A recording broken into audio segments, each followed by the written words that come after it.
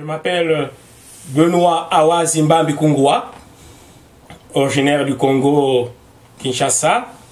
L'essentiel de ma formation académique a été faite, bien sûr, en Afrique, au Gabon, essentiellement de 88 à 91, au grand séminaire des Pères Spiritains. Mais la grande partie s'est faite en France. Alors, je dois dire rapidement la théologie à l'Institut catholique de Paris, de 93 à 96. La philosophie à l'Université de Paris 4 Sorbonne sous la direction de monsieur le professeur Jean-Luc Marion de l'Académie française et qui a dirigé ma thèse qui porte sur la phénoménologie, une alternative entre la phénoménologie de la donation, pratiquée par monsieur Jean-Luc Marion, et la phénoménologie herméneutique, pratiquée par Heidegger et Ricoeur. Et j'ai fait une seconde thèse de théologie en 2004 à Strasbourg, qui portait sur, et c'est ça le livre de la thèse, qui porte sur donc, le Dieu crucifié en Afrique, esquisse d'une christologie africaine de la libération holistique.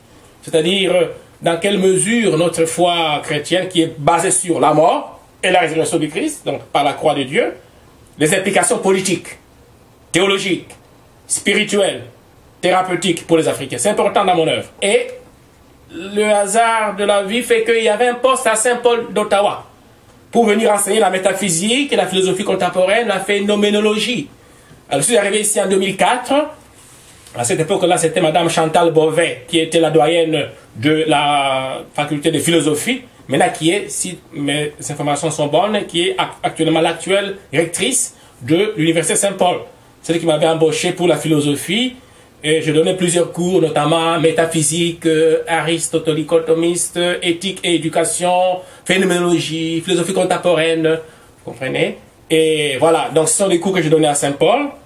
Et puis tout en enseignant à Saint-Paul, je donne aussi cours de français dans les écoles, ici à Ottawa, des écoles destinées à la formation en français des fonctionnaires du gouvernement fédéral du Canada.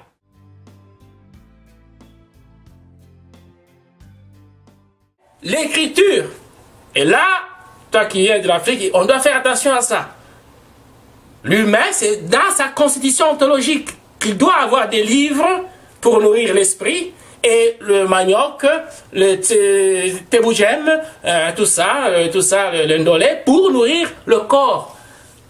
Là, ici au niveau anthropologique, vous voyez, dans la libération de la main, c'est le même main qui doit faire des livres savants, mais aussi qui doit faire des chants. Donc, il y a un problème là. Vous comprenez?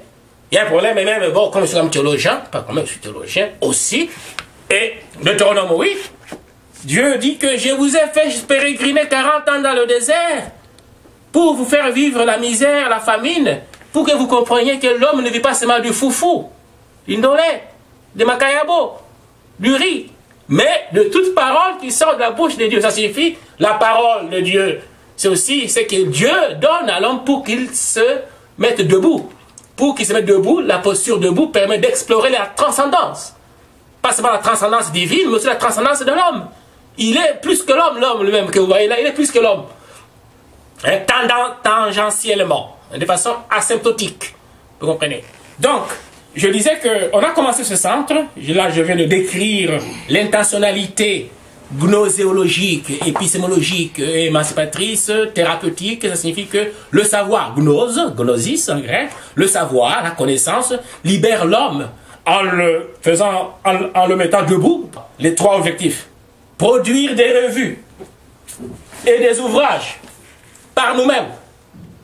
Et ça, je prends juste ce numéro. Chaque année, on sort un numéro de 1000 pages. Celui-ci, philosophie africaine, études postcoloniales et mondialisation néolibérale. Variation africaine et diasporique. Ça, c'est le numéro. On a sorti les 4 dernières années, chaque fois 1000 pages de Tano. Là, je suis comme au ciel déjà. Vous comprenez? Oui. Alors, ce numéro, en produisant ici à Ottawa, avec les moyens actuels, tu m'as toujours dit ça quand on travaillait. À Abidjan, on peut l'avoir sur les champs, avec les moyens actuels. Soit en format PDF et en papier. Et il y a des universitaires à Abidjan, à Bouaké, le professeur Alphonse Bourgé, les autres. Il y a au moins 4 professeurs de Bouaké qui ont écrit ici, au Burundi, à Kinshasa. Donc c'est énorme ce qu'on a fait. Il y a donc cette dimension, produire notre nourriture intellectuelle. pour nourrir les universités. Jusqu'à présent, non, je ne t'apprends rien, on est encore dans la colonisation intellectuelle, c'est-à-dire à Bouaké, à Burkina Faso, à Kinshasa, à Libreville, à Abidjan, les professeurs ayant été formés à Paris, comme moi-même, je suis produit de l'université française, mais je ne suis pas un perroquet. Hein? Exemple, dans ce livre, Déconstruction phénoménologique et théologique de la modernité occidentale, je montre les limites de la modernité occidentale avec son schéma mathésiste universaliste Descartes. Et en tant qu'Africain, je dis que non, nous comme Africains, alors là je parle comme théologien et philosophe, voilà ce qu'on doit creuser, parce qu'on n'est pas des Occidentaux. Et je donne mes arguments, et puis à vous, les lecteurs, la communauté scientifique, de décider. Parce que même la modernité n'est pas un bloc homogène, hein, univoque. Il y a des courants, des champs magnétiques qui se disputent. Ça c'est un. Je récapitule, j'ai dit 3 objectifs pour le cercle cadre. Produire nous-mêmes les livres et les revues pour nourrir les universités africaines et les diasporas. Deuxièmement, cette production des ouvrages permet aussi de solidifier la constitution des bibliothèques. C'est un peu l'un de tes objectifs. Aujourd'hui, il n'y a pas que des livres. Bien sûr, on aura toujours besoin des livres en papier en Afrique, pour des raisons que tu connais. Hein, des villages, la connectivité. Vous comprenez? Mais en même temps, l'Afrique, c'est aussi les diasporas. On a tous les enfants ici. Vous comprenez? Donc, se réapproprier une certaine autonomie pédagogique, didactique. Et puis, finalement, le cercle cadre, c'était aussi une manière, avec tout ce que je viens de dire ici, c'est une manière de voir l'Afrique avec un autre regard. Un regard pluridisciplinaire. Un regard qui favorise une épistémologie réticulaire, pluridisciplinaire, transversale. Et la revue, elle a été nommée Afroscopie, c'est la symbiose de 2 termes grecs. Afrique, l'Afrique, les Africains.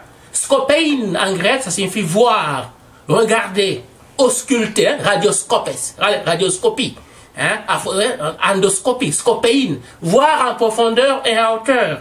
Et nous sommes dans une démarche pluridisciplinaire, transversale, réticulaire, sous forme de réseaux. Donc, nous voulons imposer, au sens noble du terme, c'est-à-dire poser, attester, promouvoir, créer un autre regard sur l'Afrique comme objet, qui n'est pas seulement un ensemble de magma, une géographie avec des cacao, des cuivres, des coltans, du Congo, du cacao, du Côte d'Ivoire ou autre, mais où il y a des habitants, qui est un continent et qui a des ramifications.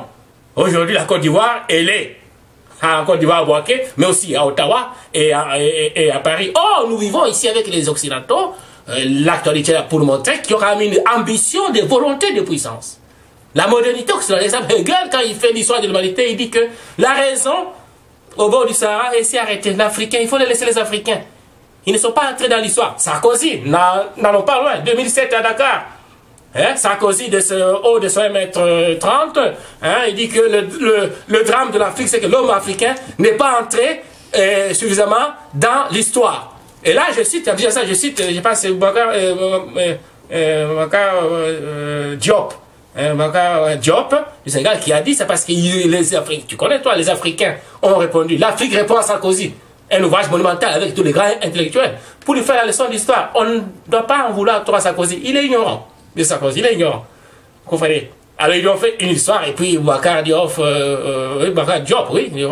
il dit, l'histoire retiendra qu'un président, du haut de son 1,40 m, dit à tout un continent, vous n'êtes pas entré dans l'histoire. L'histoire retiendra ça. On appelle ça en exégèse savante, hapax. Ça signifie quelque chose qui intervient une fois. Pour récapituler, le cercle cadre, l'ambition, une intentionnalité gnoséologique, mais qui se diffracte en 3 moments. Produire des revues et des ouvrages savants pour l'Afrique, nous-mêmes avoir une autonomie bibliographique et pédagogique pour alimenter les universités et faire des bibliothèques. Je voulais dire ceci, et je finis par cette partie, nous devons publier aussi. Hein, il y a des professeurs d'Ottawa qui disaient que non, donne-moi ça parce que c'est mon département qui va acheter, qui puisse acheter. Quelqu'un a pensé, donc nous devons, je finis par ça, donc il faut qu'on prenne aussi le temps de penser nos affaires. On ne les pense pas suffisamment. Alors du coup, les diasporas sont une piètre bouture de la servilité africaine.